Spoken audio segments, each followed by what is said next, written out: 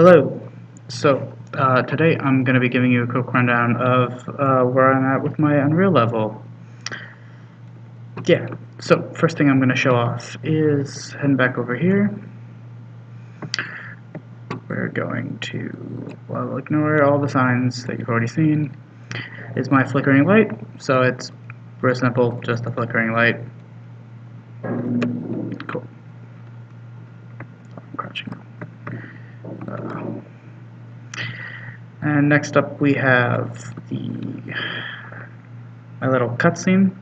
Like, it's not really a cutscene, it's kind of, I don't know.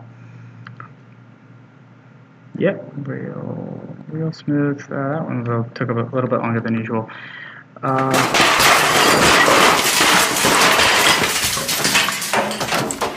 Apologies if that was loud. It's loud for me too. I've been messing with the sound a lot. Sometimes it gets louder than other times. That's a bug I've been working on. That is setting physics and particle systems better, as well as playing a really loud and obnoxious sound. This doesn't look like this. That's a bug. That's a bug. That's why I wasn't going to show this. Oh boy. Roll with the punches. There we go. That's a bug. That's something I'm working on. It's like Titanfall's wall running code. I've been messing around with it for a little while. I just needed to cross the bridge. But yeah, it's a little buggy, which is why I'm not going to talk about it. And lastly, we have a light puzzle. Not really a light puzzle, but a basic puzzle involving these little blocks on all three. The lights on when the boxes enter their own specific trigger boxes sets the light to green. When all those lights are set to green, that light sets to green, and this door opens. And if you put the boxes in the wrong box, they obviously don't work. So, yeah, you put the right box in the right place. Okay, that's basically it. I'll go over the blueprints right now then. So, for the flickering light, it's real simple. On the event begin play, it sets the intensity of the point light, which is basically what it is, of a random float in range from 0 to 1200, which is 1200 is the max. I don't really like the light being any brighter than that. It doesn't feel right. Then it goes into a delay of another random float between 0 and 0.3 seconds. On completed, it goes back into the intensity, and it does it again and again and again and again. So this way, it is entirely random within a margin of what the light turns into, and it feels it's not pretty yet, but it still looks like it's flickering at a random, and as opposed to like if you were to use Matinee, where it would flicker between like 6 or 7 different keyframe points, and I don't like that. I don't like it. So then we have the floor. It's the floor fall blueprint. So this is on begin overlap. On begin overlap, we go into a sequencer. First, for the blocks, which is an array of static meshes, for each of them, we're going to set we're going to set the physics to true, and then it is going to play the sound, which is the crashing cue, at the center floor, which is a vector that I have set to change, so you can play the sound at varying different places. Then we have the activation of the particle systems, which takes the off particle system and turns them on. And finally, we have the destroy actor, so I don't have to listen to that sound every time I walk over. Next up, we have the changing camera blueprint. So this is on begin overlap. We're going to disable input from the player and the character, so you can't move around and mess up and create more really weird bugs.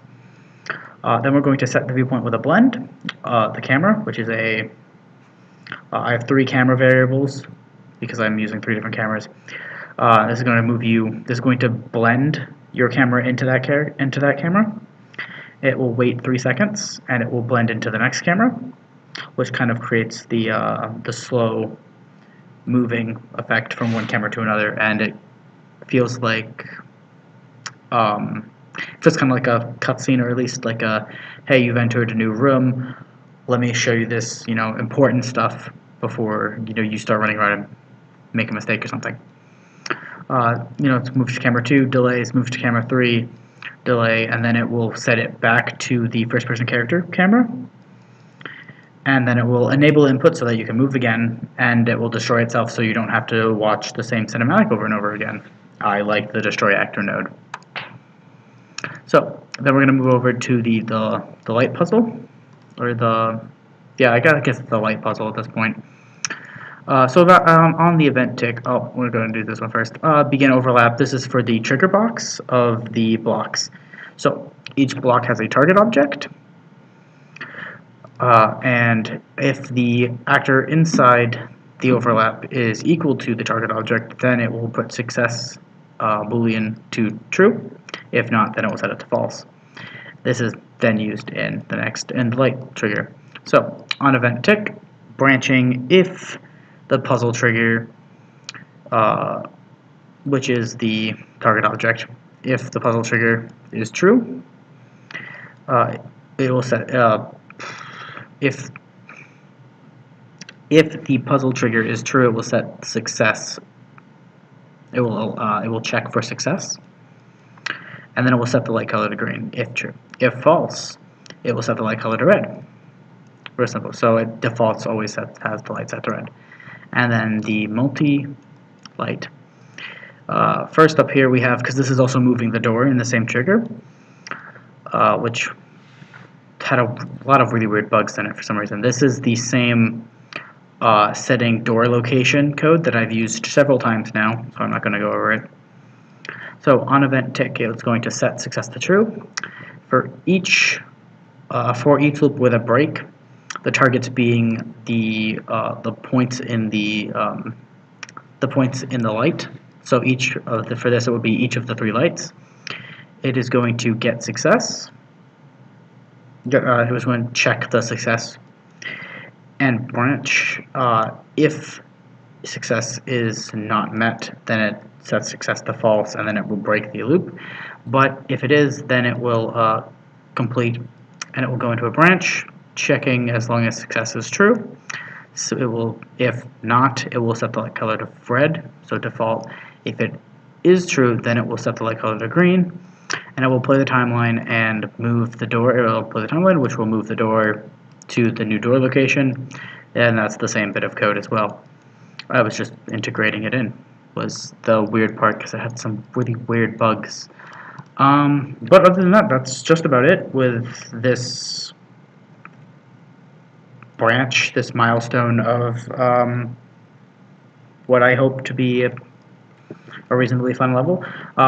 Next I'm going to work on prettying up this puzzle, because I want it to be better than that. Obviously, this is just proof of concept so that I know that works, and then I'm going to make sure that it revolves around the player actually having to shoot the blocks into the light with the blocks into their specific objects, and I'm going to probably move them around too, so that the player has a bit more of a challenge than just shooting them straight forward. Then I'm also going to be working on the wall run code, because that has a lot of bugs, and that's really weird, because I wish it didn't, and that's what I spent most of my time on, is the wall run code. But I'm excited for that. And other than that, that's really about it. Thanks so much.